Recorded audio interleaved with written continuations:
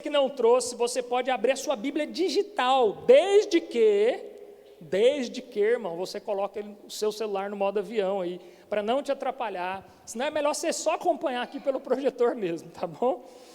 Abra aí em Filipenses capítulo 4, semana passada eu falei sobre ansiedade, e eu tenho notado que há uns 40 dias atrás eu também tinha eu tinha ministrado uma palavra sobre ansiedade. Semana passada a gente deu continuidade nessa palavra, que foi sobre como vencer a ansiedade. E como essa temática é uma temática que realmente nós temos percebido ser uma grande realidade nossa hoje. Ou por um acaso tem alguém aqui que não anda ansioso com nada. Assim, eu estou de boa, estou ansioso com nada. Difícil encontrar alguém assim, né? Então, eu quero trazer uma palavra hoje, não vai ser sobre ansiedade, mas vai ser sobre felicidade, amém? Glória a Deus, que é algo que está faltando em nosso meio, né? E é uma das coisas que faz com que a gente ande ansiosos, a falta de nos alegrar, a falta de sermos felizes, e tudo que nós temos, irmãos, é motivo para nos alegrarmos.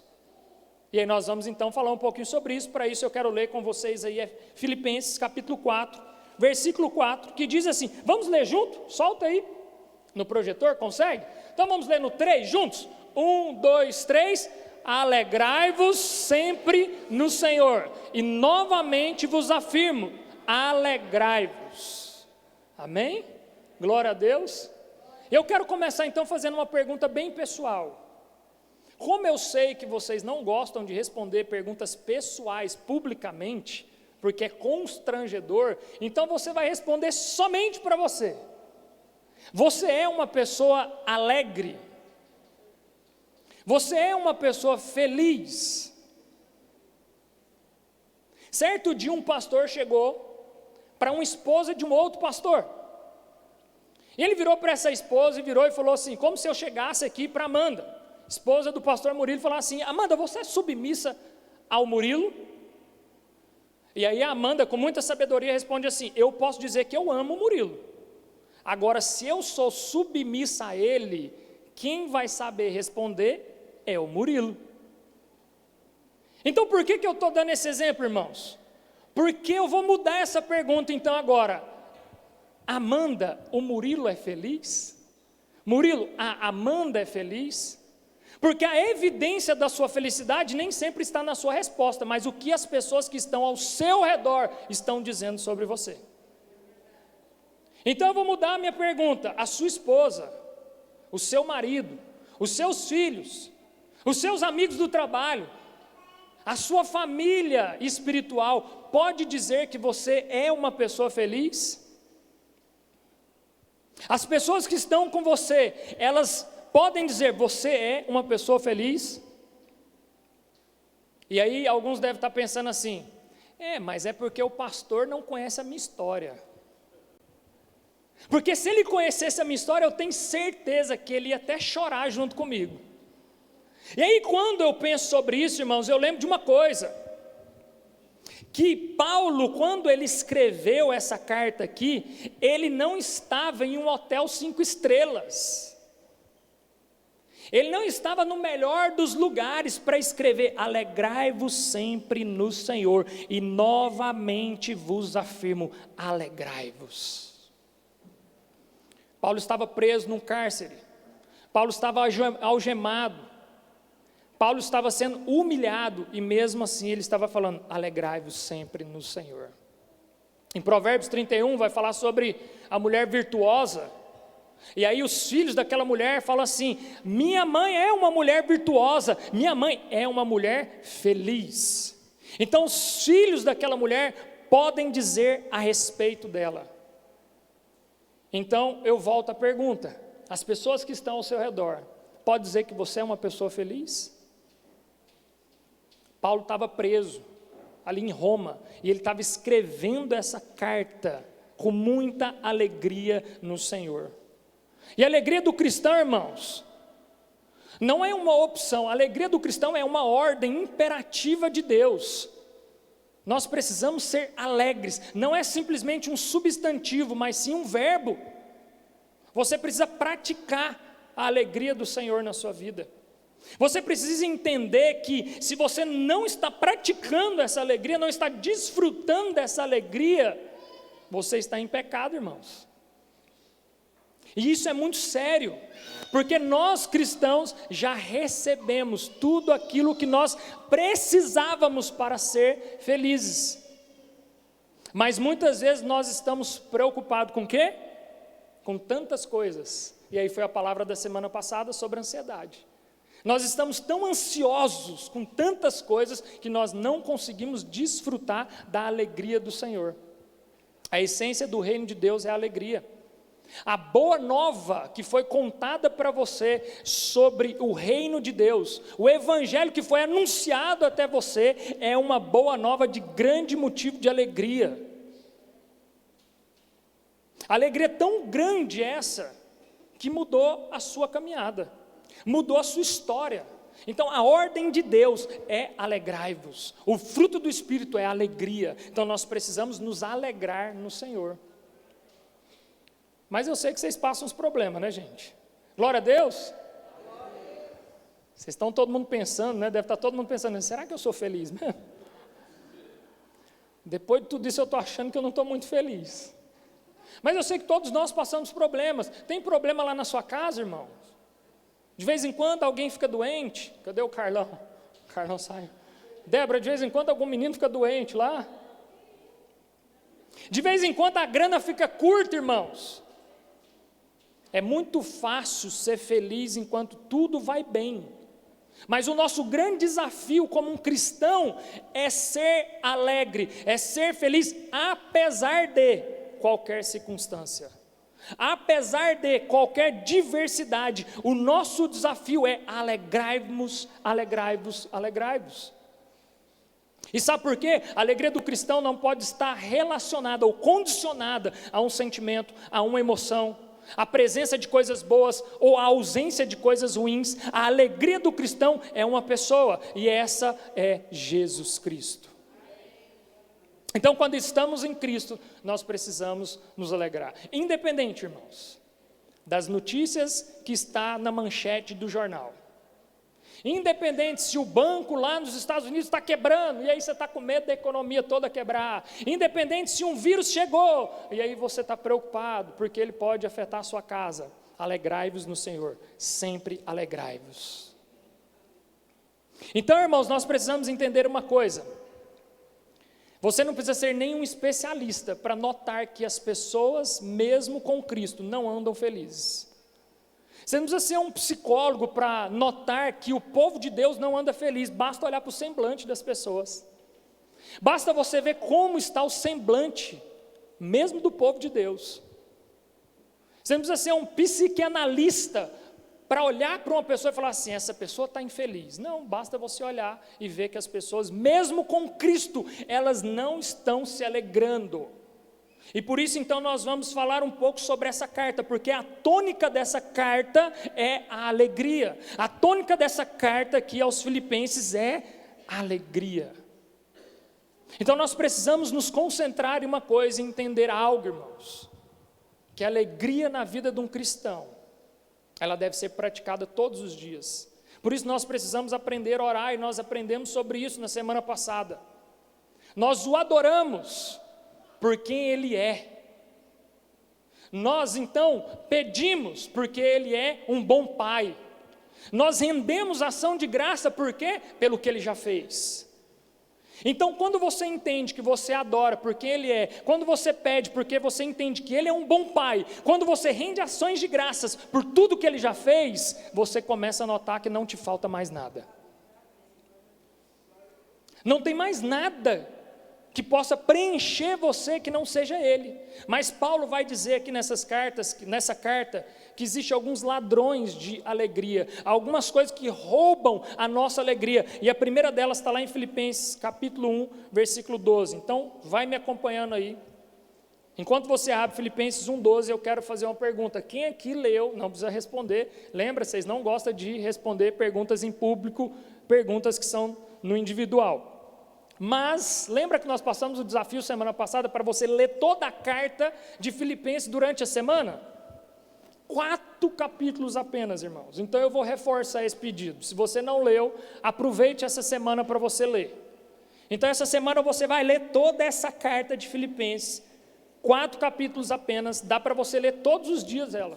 Não precisa nem ler um por dia, todo dia dá para você ler a carta inteira.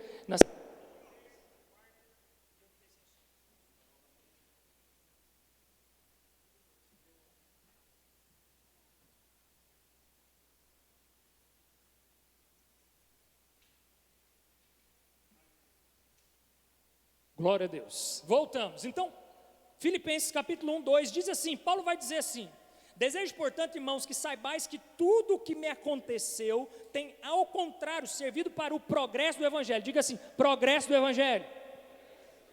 Então, uma das coisas que rouba a nossa alegria são as circunstâncias da vida. Diga assim, circunstâncias da vida. Só que as circunstâncias da vida vão acontecer, você querendo ou não. As circunstâncias da vida não estão no seu controle. Um acidente grave, uma doença súbita, um divórcio inesperado, uma perca financeira que vai abalar as estruturas da sua família, isso às vezes, na maioria delas, não está sob o seu controle. Uma crise econômica não está sob o seu controle.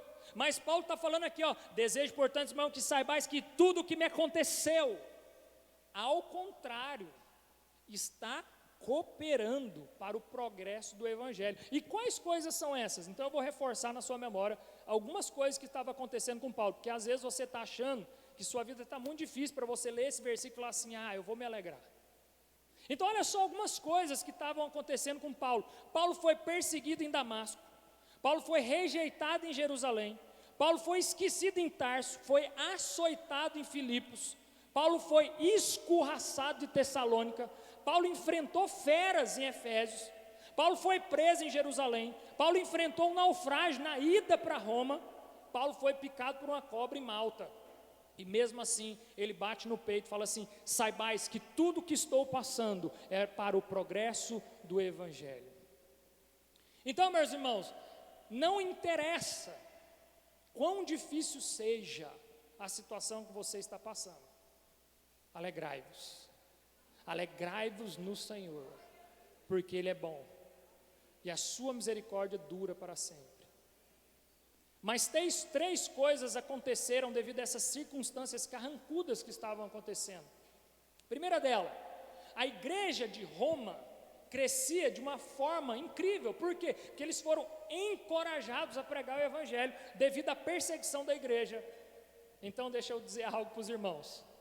Deus às vezes vai permitir a igreja ser perseguida mesmo, irmãos. Porque uma das maneiras mais eficientes do Evangelho ser pregado, da igreja do Senhor se espalhar na terra, sabe qual que é? Quando há perseguição. Existe até um teólogo, e aí essa linha dele é um pouco mais dura, mas ele diz assim, high statement, ele vai dizer assim, você quer ver a igreja crescer? Coloque os pastores na cadeia. Misericórdia. Mas você quer ver a igreja crescer, irmãos? Coloque os pastores na cadeia. E era isso que estava acontecendo. Paulo estava preso, mas a igreja estava crescendo. Os irmãos estavam pregando o Evangelho. E você acha que Paulo estava enciumado? Não, mas a igreja do pastor Timóteo está crescendo demais da conta. Não, ele estava feliz, porque era o progresso do Evangelho. A igreja estava crescendo. Então, essa foi uma das consequências dessa situação carrancuda. A segunda consequência, irmãos, é que Paulo não perde oportunidade. Paulo preso, toda a guarda pretoriana teve a oportunidade de conhecer o Evangelho. Essa guarda, só para vocês entenderem, ela era composta por 16.000 soldados de alta patente, que tinham o acesso livre para entrar e sair do palácio do imperador. Então era uma guarda extremamente influente, e Paulo ficou preso por 2 anos em Roma, e sempre tinha que ter um guarda desse do lado de Paulo. tinham turnos de 3 soldados por dia. Então faz a conta comigo, 3 soldados por dia, durante 2 anos, ele conseguiu evangelizar todos os soldados durante esse tempo. Então, Paulo não perdia as oportunidades. Quantas vezes Deus te dá oportunidades e você perde essas oportunidades de evangelizar? Quantas vezes Deus vai gerar situações na sua vida para você ter a oportunidade de falar do evangelho para essas pessoas e você perde as oportunidades? Paulo estava preso, irmãos. Paulo foi preso por quê mesmo? Paulo foi preso por quê em Roma? Diga assim, pregar o evangelho. Paulo estava pregando o evangelho, irmãos. Olha quando a mentalidade da pessoa está no reino de Deus. Paulo foi preso por pregar o evangelho, foi jogado dentro de uma cadeia, tinha que ficar um soldado 24 horas da guarda pretoriana do lado dele. 3 soldados por dia, porque fazia os turnos. Sabe o que Paulo fazia com esses caras? Pregava o evangelho, ou seja, Paulo não precisou ser liberto da cadeia para estar pregando o evangelho. E às vezes você vai ficar enrolando 2 anos da sua vida, não, mas eu estou preso, eu não posso pregar para ninguém.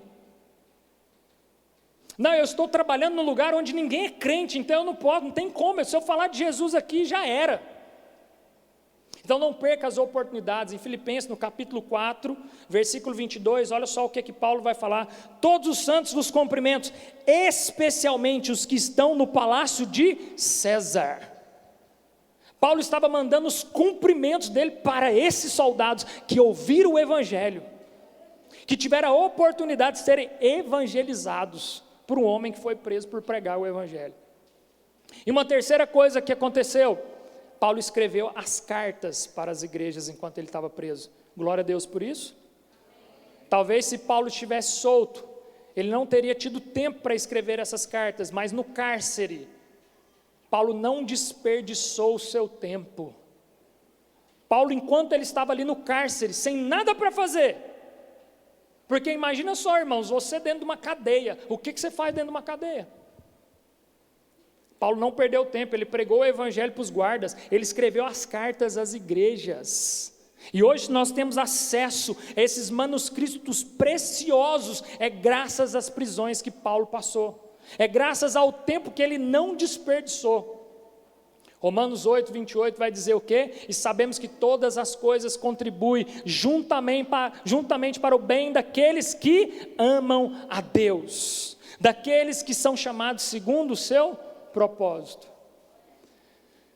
Então entenda algo, irmãos, todas as coisas estão cooperando, todas as coisas estão cooperando para nós que amamos a Deus. Então não se preocupe com más notícias, não se preocupe com dias maus, porque todas as coisas estão cooperando. Mesmo que a gente não consiga entender o propósito hoje, mas todas as coisas estão cooperando. Deus não perdeu o controle, não vai perder o controle, e Deus não vai ser pego de surpresa. Amém? Então não ache que Deus está surpreso com o que está acontecendo no mundo, porque Ele não perdeu o controle, Ele está no controle de todas as coisas. E um segundo ladrão, então, da sua alegria, está no capítulo 2, abra lá sua Bíblia comigo, Filipenses capítulo 2, versículo 3 ao 5, olha o que diz: nada façais por rivalidade, nem por vaidade, pelo contrário, cada um considere com toda a humildade as demais pessoas superiores a si mesmo. Presta atenção no que Paulo está falando. Cada um considere as demais pessoas superiores a si mesmo. Cada um zele não apenas pelos seus próprios interesses, mas igualmente pelos interesses dos outros. Tende em vós o mesmo sentimento que houve também em Cristo Jesus. Então, o segundo ladrão da sua alegria, sabe qual que é? As pessoas. Repita assim comigo: pessoas. Por que isso, irmãos? Porque nós sofremos mais por conta de gente do que por conta de coisas. Eu sofro muito mais em uma amizade ferida do que em um patrimônio perdido. Eu sofro muito mais com um amigo que vai ter que ir para distante do que com um carro que eu bati. Então, nós sofremos muito mais por conta de gente do que por conta de coisas. Mas sabe por que nós sofremos tanto por conta de gente? Porque pessoas nos decepcionam. e nós decepcionamos pessoas. Mas nós acreditamos em pessoas, e isso nos faz nos decepcionar ainda mais, porque nós acreditamos em gente, e por acreditarmos em gente, gente vai nos decepcionar, e nós também vamos decepcionar pessoas. Mas nós precisamos ter uma consciência, irmãos, que mesmo que pessoas nos decepcionem, mesmo que nós venhamos decepcionar pessoas, se a nossa alegria está em Cristo, nós precisamos aprender a perdoar. Mesmo aquele que te decepcionou, não importa qual decepção você teve com alguém, seja lá no passado, seja uma ferida lá no passado, uma pessoa que te deu um calote, uma pessoa que te traiu, uma pessoa que te ofendeu, uma pessoa que te agrediu, não importa, aprenda a perdoar. Só tem como você ter uma vida saudável, um casamento saudável, uma família saudável, uma igreja saudável, se o exercício do perdão acontecer naturalmente na sua vida. Então nós precisamos, irmãos, aprender a perdoar uns aos outros. Eu sei que nós não somos perfeitos, nós iremos decepcionar pessoas. Eu sempre digo, não espere em mim como seu pastor alguém perfeito. Não espere em mim alguém que nunca vai te decepcionar. Eu vou te decepcionar, irmão. Deixa eu já te antecipar para você não ficar muito frustrado quando isso acontecer. Não espere em mim alguém perfeito. Mas nós precisamos aprender a perdoar, porque quem não perdoa não pode adorar a Deus. Nem as suas ofertas são recebidas pelo Senhor. As suas orações não têm eficiência alguma se você não aprender a perdoar. Só é perdoado quem aprende a perdoar. E no céu, irmãos, só tem vaga para um tipo de gente: aquelas que foram perdoadas. Mas a única maneira de você ser perdoado é como? Aprendendo a perdoar também. Aprendendo a liberar perdão para os irmãos. Mas eu sei que perdoar não é fácil, mas é necessário. Hoje é uma noite de ceia, irmãos. Hoje nós iremos trazer a memória. Então não faça isso para a sua própria condenação. O texto não quer dizer que se você está em pecado, não tem nada disso. Mas você precisa refletir sobre como está a sua vida com Cristo. A ceia é esse memorial para trazer uma reflexão. Não é para que você se ache indigno e fale assim: meu Deus, eu sou pecador, eu não vou cear. Pelo contrário, se você é pecador, é que você precisa dela. Porque ela está aqui para te purificar, ela está aqui para trazer a memória, para você lembrar que não é por você, é Cristo, já levou toda a condenação, toda a acusação, mas faça isso em memória dele, e que isso traga uma memória em você, de pessoas que você precisa liberar perdão, pessoas que você precisa resolver algum assunto. Essa semana eu estava ali no meu escritório, e aí o Espírito Santo de Deus me deu um texto para eu escrever, uma mensagem de texto. Não sei nem se teve algum irmão daqui que recebeu, irmão, mas se você tiver recebido, saiba que foi do Espírito Santo. E aí eu escrevi essa mensagem, e de repente o Espírito Santo foi tocando ao meu coração algumas pessoas para eu mandar essa mensagem. E nessa mensagem, eu não vou falar aqui o que eu falava nela, mas um resumo básico. Nessa mensagem eu estava pedindo perdão para essas pessoas. Se existe algo, irmãos, que eu te feri, se existe algo que aconteceu entre nós, que está atrapalhando a nossa amizade, a nossa comunhão, a nossa caminhada junto, eu quero te pedir perdão. Então faça isso, irmãos. E aí alguns responderam assim: não, Diegão, que isso? Mano, não tem nada de errado não. Eu falei: amém, glória a Deus, mas não custa nada eu pedir um perdão. Então não espere a pessoa vir até você. Irmão, você quer uma dica para você? Você está no trânsito, de repente você tem um cara buzina nas suas costas, você buzina na dele, não importa. Abaixa o vidro e fala assim: irmão, me perdoa, desculpa. Você quebra aquela pessoa no meio, principalmente se ele estiver errado. Se a pessoa do outro lado está errada e você pede perdão primeiro do que ela, você desarma essa pessoa na hora, irmãos. Então pratique o perdão. E aí eu quero trazer uma parábola aqui para vocês, e essa parábola vai exemplificar perfeitamente, está lá em Mateus, se você quiser abrir ou se você quiser só anotar, Mateus capítulo 18, versículo 23 até o 35, vai falar da parábola do credor impassivelmente. Eu vou ler bem rapidamente aqui, que diz assim: pois o reino dos céus é semelhante a um rei, que resolveu ajustar contas com seus servos. Tendo começado a ajustá-las, trouxe-lhes o que lhe devia 10.000 denários. Não tendo, porém, o servo com que pagar, ordenou ao seu senhor que fosse vendido a sua mulher, os seus filhos e tudo quanto possuía, e que se pagasse a dívida. O servo, pois, prostrando-se e reverenciando, diz: tem paciência comigo e te pagarei tudo. O senhor teve compaixão daquele servo, deixou-o ir e perdoou-lhe toda a dívida. Tendo saído, porém, aquele servo encontrou um dos seus companheiros que lhe devia 100 denários. Assegurando, sufocando, dizendo: paga-me o que me deves. Este, caindo-lhes aos pés, implorava: tem paciência comigo que te pagarei. Ele, porém, não o atendeu, mas foi-se embora e mandou conservá-lo preso até que pagasse a dívida. Vendo, pois, os seus companheiros o que tinha se passado, ficando muitíssimo triste, foram contar ao seu senhor tudo o que havia acontecido. Então seu senhor chamou e disse-lhe: servo malvado, eu te perdoei de toda aquela dívida, por que me pedistes? Não devias tu, porém, ter compaixão do teu companheiro, como eu tive de ti?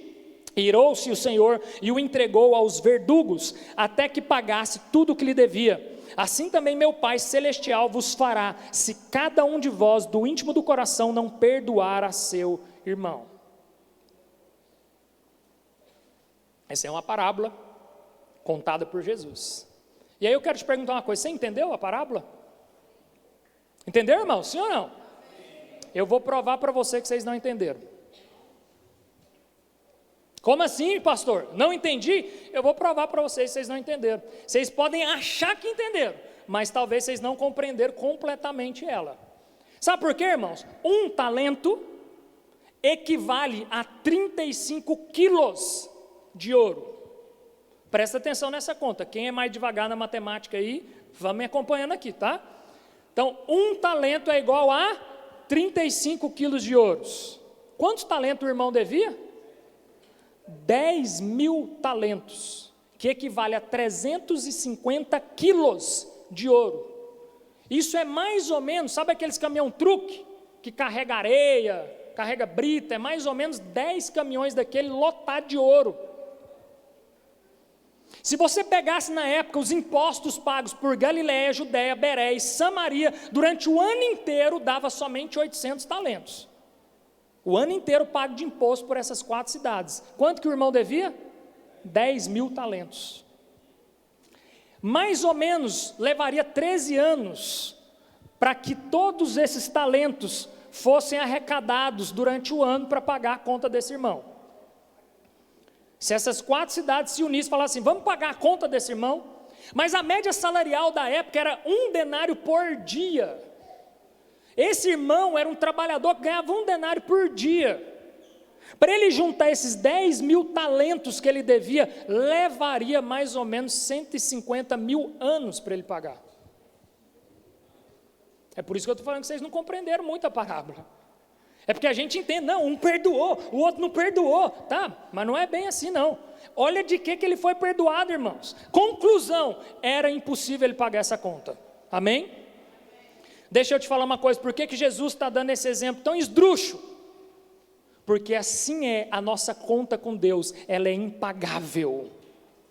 É por isso que Jesus está usando esse exemplo: uma conta impagável foi perdoada. E aí eu e você não conseguimos perdoar o irmão que te ofendeu? Então, da mesma maneira que esse cara foi perdoado de uma dívida impagável, ele não perdoou o irmãozinho que devia para ele só 100 denários. E para você ter uma noção, irmãos, de proporção de grandeza, o que isso equivale? É mais ou menos 600% a mais. De 600 mil% a mais a dívida que ele foi perdoada, e o irmão que devia para ele só 100 denários, só equivalia a 3 meses e 10 dias de trabalho. Ele foi perdoado por 150 mil anos de trabalho. Então a minha dívida com Deus era impagável, mas por Cristo Jesus nós fomos pagos, está tudo pago, está tudo certo. Então quem sou eu e você para não perdoar, independente do que for essa conta? Quem somos nós para acharmos que, nossa, mas eu fui humilhado demais, eu fui lesado demais, eu fui machucado demais? Não, irmãos. A dívida que você foi perdoada é muito maior do que a ofensa que você recebeu. A dívida que você foi perdoada é muito maior do que o cano que você recebeu.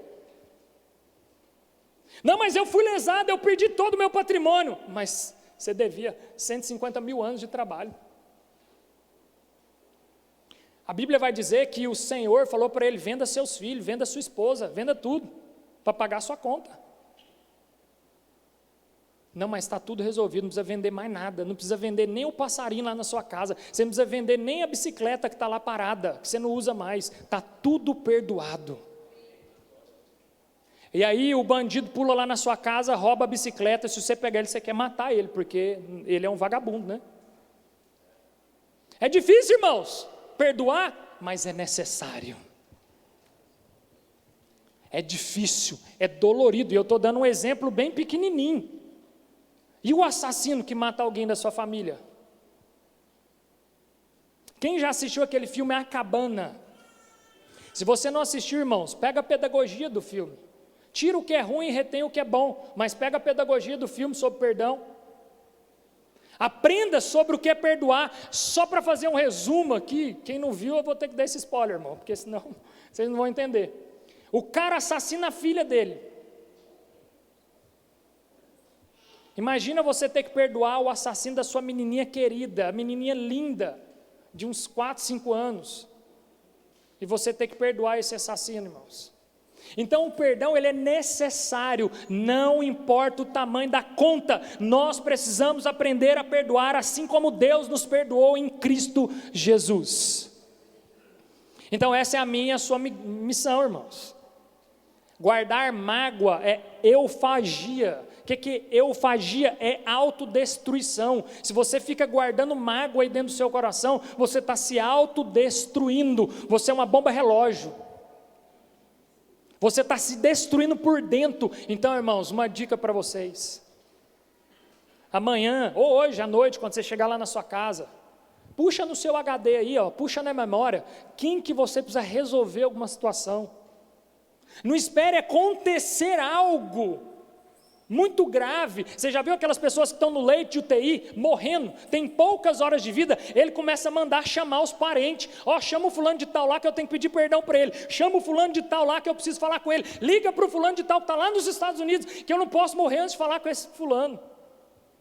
Não espera chegar nesse momento não, resolve agora, tira esse peso dos seus ombros. Pega essa pedagogia, chega lá na sua casa hoje à noite, ora ao Senhor, fala assim: Espírito Santo de Deus, me revela todas as pessoas que eu preciso fazer uma ligação essa semana, me revela as pessoas que eu preciso encontrar para resolver alguma coisa do passado, me revela as pessoas que eu preciso mandar uma mensagem pedindo perdão, mesmo que não tenha aqui nada errado, mas se está me incomodando, me revela. Está me incomodando, então deixa eu pedir perdão. Nunca vai existir excesso de perdão. Pode pedir perdão, irmãos, sem dó. Por isso eu já peço perdão para toda a igreja, irmão. No atacado. Se existe algo, irmãos, que eu fiz que te desagradou, me perdoa. Eu sou falho, pecador, miserável, devedor, devia 150 mil anos da minha vida, não ia dar conta de pagar isso, mas Deus pagou essa conta para mim, glória a Deus. E por isso então, eu te peço perdão por algo que eu fiz. E eu libero perdão também sobre a sua vida. Então, irmãos, nós precisamos estar bem resolvidos. Um terceiro ladrão de alegria está lá no capítulo 3, irmãos. E ele vai dizer o seguinte, no verso 19, 3:19, e o fim dessas pessoas é a perdição. O Deus deles é o estômago. O orgulho que eles ostentam, fundamentam-se no que é vergonhoso. Eles se preocupam apenas com coisas terrenas. Conhece gente assim? Conhece gente assim? Que só preocupa com coisas terrenas? Talvez você é um deles, né? Então o mal que tem roubado a sua alegria é a preocupação apenas com coisas terrenas. E aí eu vou resumir o que é coisas terrenas, na maioria das vezes é o quê? Dinheiro. Alguém aqui já discutiu por dinheiro dentro de casa? Alguém aqui já discutiu com a esposa, ou discutiu com o marido por conta de dinheiro, já discutiu com os filhos, já discutiu com os pais por conta de dinheiro? Então dinheiro não é só uma moeda, dinheiro é um ídolo. Dinheiro tem se tornado um ídolo, cada vez mais maligno na vida dos cristãos. Sabia que dinheiro já é o segundo maior motivo de divórcios no mundo? Só perde para a infidelidade. E sabe o que eu percebo, olhando essa estatística?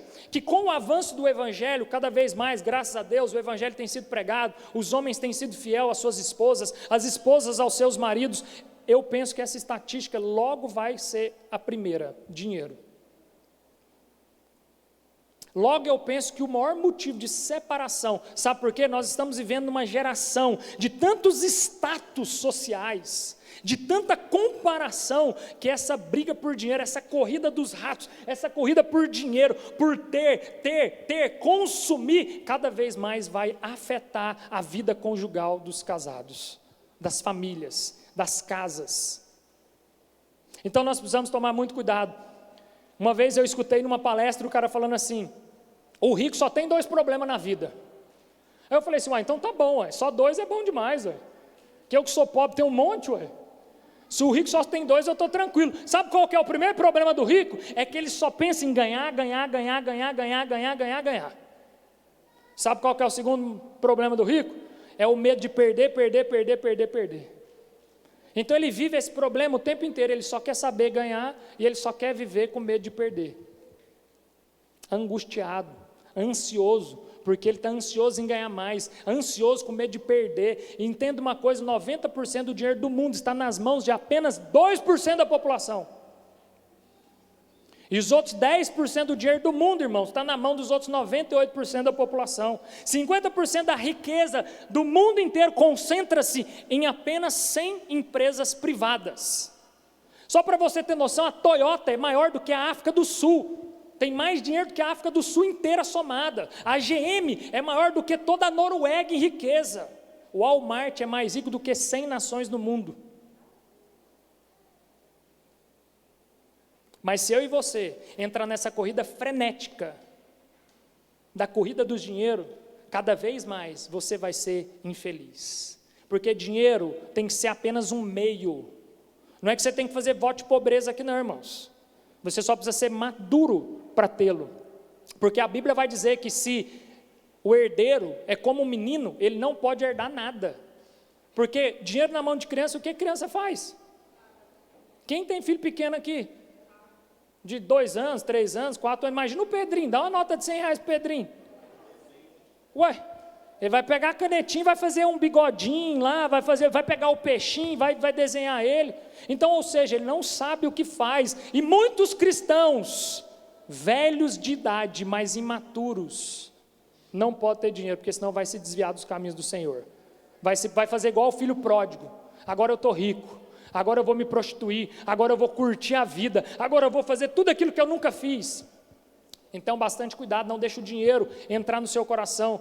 Sabe por quê, irmão? Se você ler a Bíblia ali em 1 Timóteo, capítulo 6, versículo 9 e 10, vai fazer assim: os que ficarem ricos caem em tentação. Os que querem ficar ricos caem em tentação, em armadilhas, em muitos desejos descontrolados, que levam os homens a mergulharem na ruína e na destruição, pois o amor ao dinheiro é a raiz de todos os males. Então, irmãos, nós precisamos ter maturidade para que nós possamos ter recursos financeiros, porque o luxo de ontem se tornou a necessidade de hoje. Só para vocês terem noção, Rockefeller foi o primeiro bilionário aqui da terra.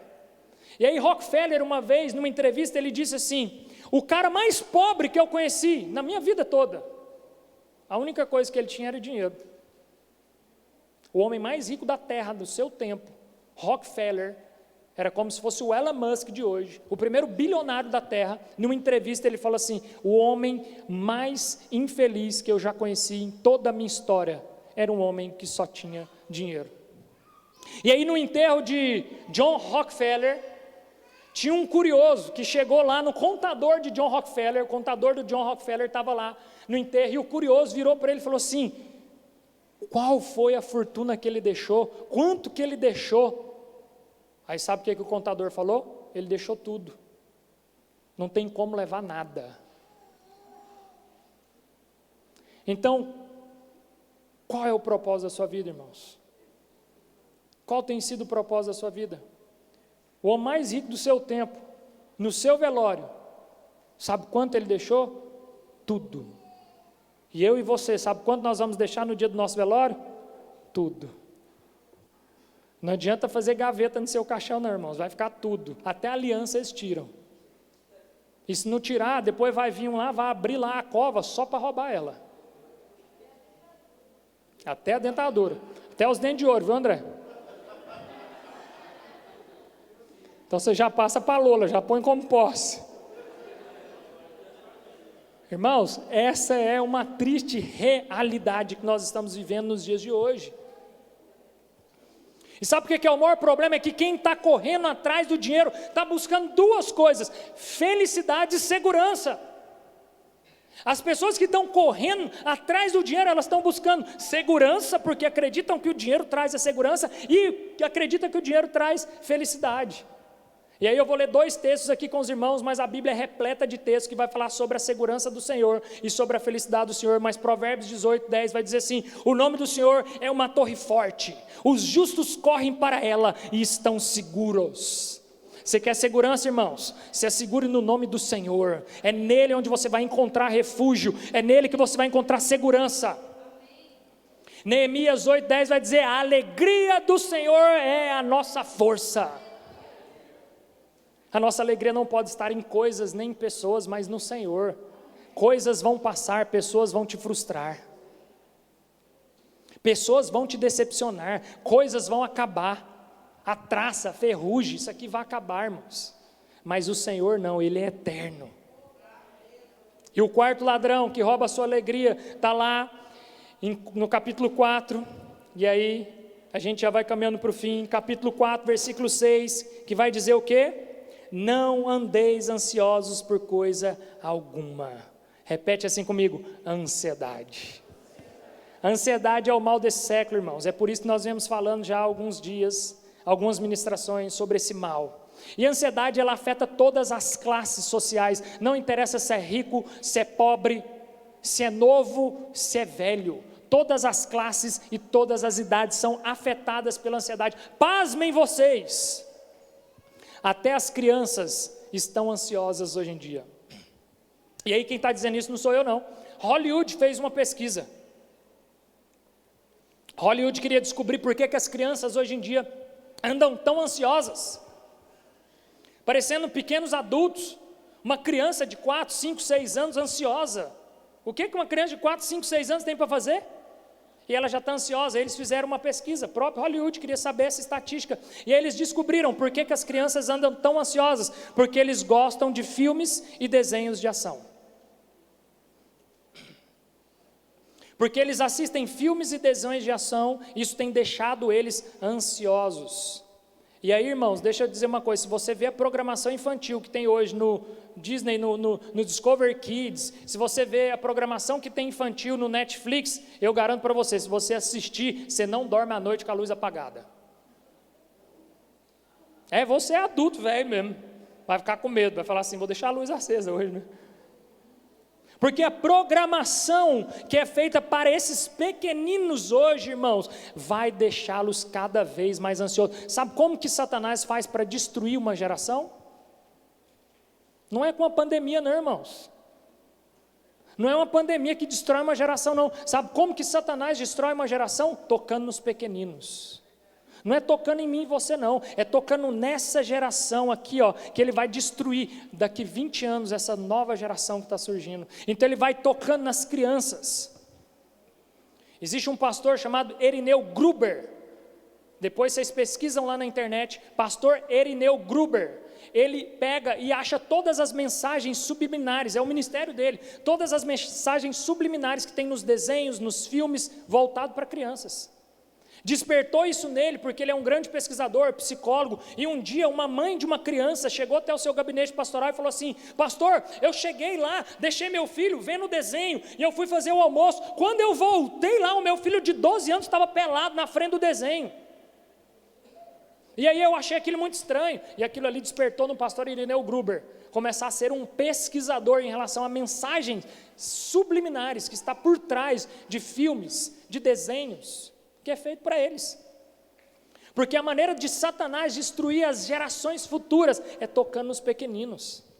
Então existe, irmãos, muita coisa ruim que às vezes você está trazendo para dentro da sua casa, e que está gerando ansiedade nesses pequeninos, Está gerando distúrbios nesses pequeninos. Então, cuidado com o excesso de tela. Cuidado com aquilo que eles estão vendo. Monitore aquilo que a sua criança está fazendo. Antigamente, irmãos, um jovem, quando ia casar, eles começavam a vida juntos, não tinha nem uma bicicleta, né, para começar a vida. Construir a vida juntos. Hoje, um jovem, quando vai casar, ele tem que estar com tudo pronto.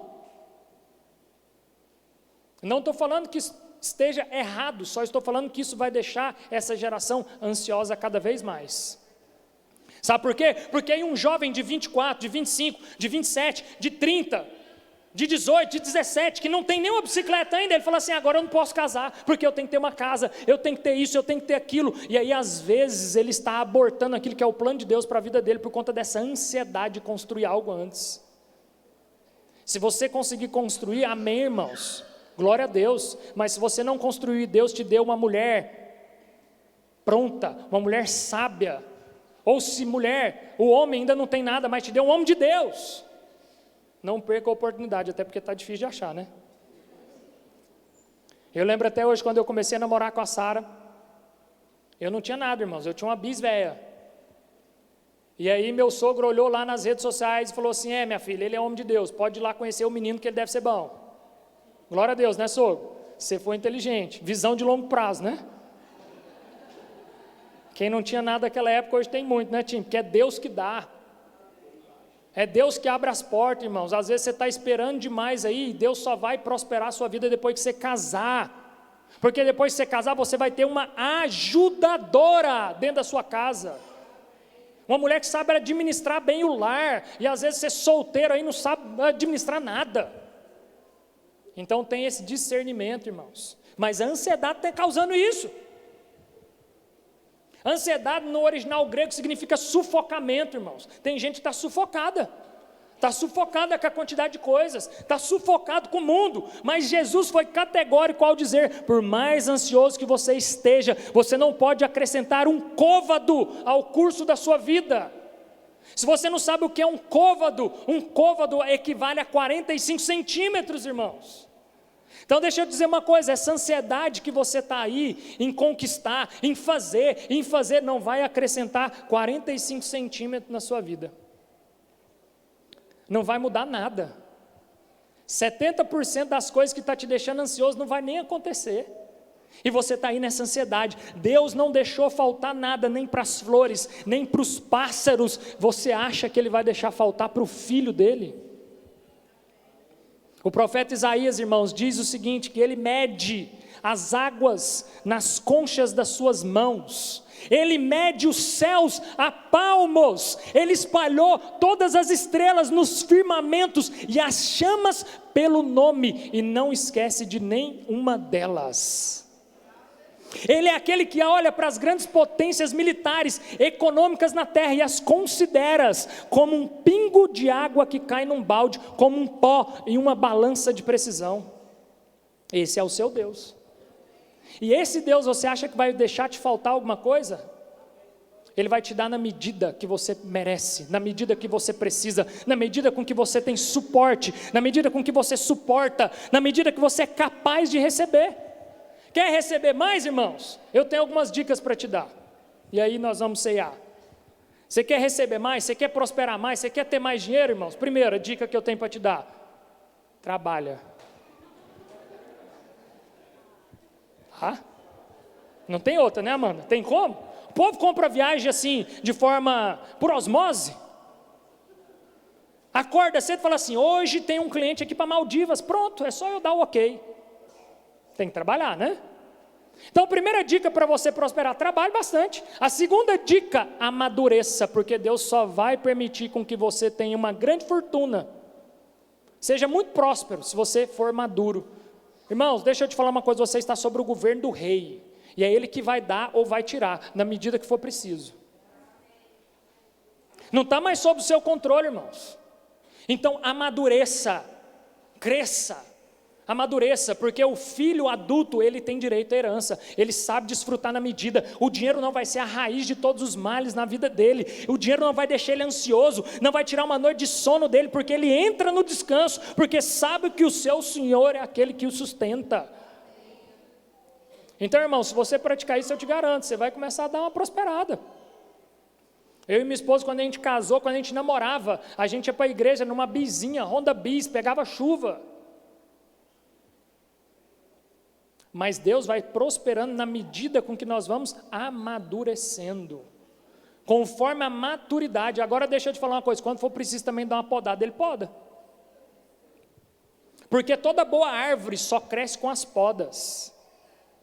Qualquer árvore que você deixar ela crescer de qualquer jeito, ela vai crescer toda estranha, toda deformada. De vez em quando você tem que ir lá e dar uma podinha. Então de vez em quando o Senhor vai dar uma podada aí também. E aceite isso com maturidade. Deus é um Deus que nunca tira algo ou alguém da sua vida, se não for para substituir por algo ou alguém muito melhor. Então não chore, irmão, se você perdeu o emprego dos seus sonhos. Não chore porque você não conseguiu passar no concurso dos seus sonhos. Ore para Deus perguntando se é da vontade dEle, antes de você se lamentar. Primeiro ore, pergunte se é da vontade dEle. Eu lembro quando a Sara foi fazer a residência para cardiologia.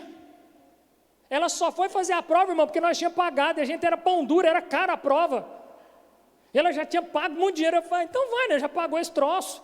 Mas nós oramos, antes dela ir fazer a prova, Senhor, faça a tua vontade, se for da vontade dela passar, e que ela passe aqui nessa cidade, e que ela passe, se for da tua vontade, da sua direção, porque nós já estávamos de mala pronta para ir para São Paulo.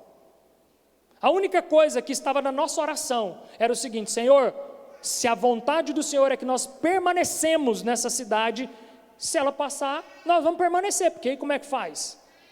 Sabe o que aconteceu? Ela foi fazer a prova sem nem estudar, mas já tinha pago, então ela foi, passou em segundo lugar para a residência de cardiologia.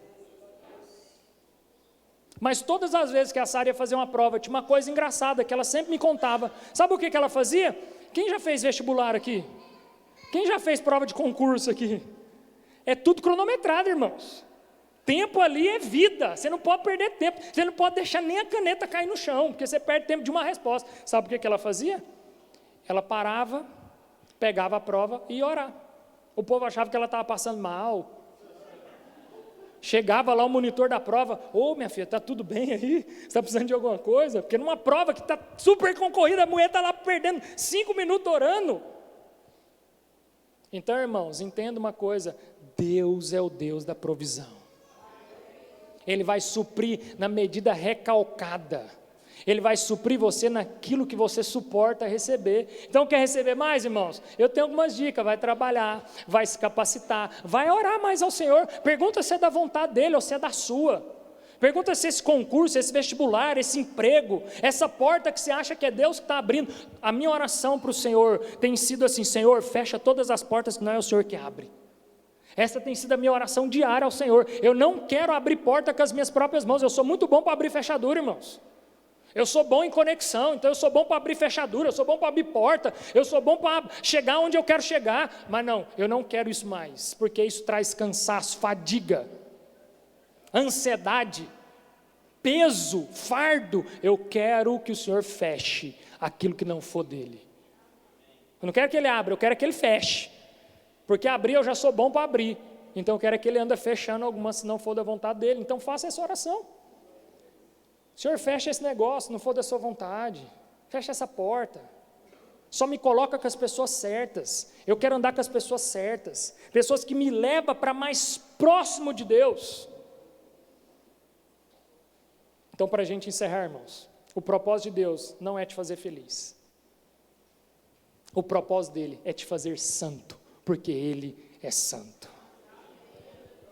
Amém? É racional esse amém? Sabe por quê? Porque Paulo não estava feliz, mas ele estava em paz. Porque é impossível alguém estar preso, apanhando num cárcere e falar assim, eu estou feliz demais aqui, bate mais. Não, mas ele estava em paz. E a paz que excede o entendimento humano trouxe alegria para ele naquele momento. Jesus não estava feliz na crucificação, porque ele falou, Pai, se possível, passa-te de mim esse cálice. Mas ele estava em paz, e a paz que excede o entendimento humano, trouxe a ele felicidade naquele momento. Sabe por quê? Porque no momento da crucificação, ele não olhou para a dor, ele não olhou para o sofrimento, mas ele olhou para o propósito que ele estava cumprindo. E sabe por que Paulo ficou feliz ao escrever essa carta? Porque ele entendeu o propósito do cárcere na vida dele. E até hoje nós estamos lendo as epístolas, as cartas que Paulo, e isso está edificando a igreja, graças ao sofrimento vivido por ele. Então, irmãos, esteja em paz, independente da situação. E aí eu quero encerrar fazendo uma pergunta pessoal. Como eu sei que vocês não gostam de responder perguntas pessoais em público, você vai responder para você. Você é ou não é uma pessoa feliz?